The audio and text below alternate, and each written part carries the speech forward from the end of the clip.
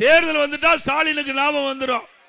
இந்திய எதிர்ப்பு, மொழி கொள்கை, மாநில உரிமை எதையாவது ஸ்டாலின் செஞ்சிருக்காரா? எப்ப இந்திய எதிர்ப்பு வந்தது?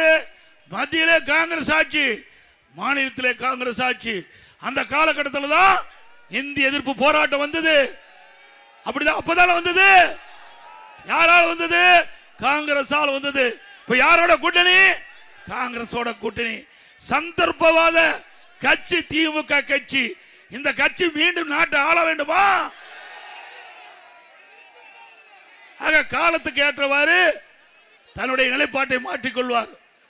கிராமத்தில் எல்லாத்துக்கும் தெரியும். இந்த பச்சோந்தி இருக்கு தெரியுங்களா? அடிக்கடி நிறமாறும்.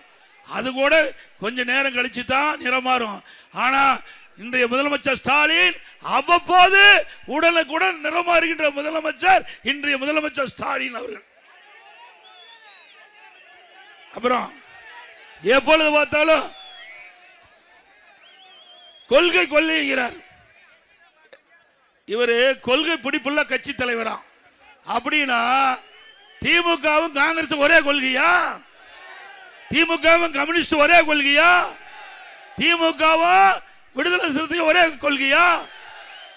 ஏங்க இங்க ஒத்த கொள்கை ஒன்று சொல்லி நாட்டு மக்கள் ஏமாற்றுறாங்க. அப்படி ஒரே கொள்கையா இருந்தா எதுக்கு தனித்தனி கட்சி? ஒரே கட்சியா இருந்துடலாமே.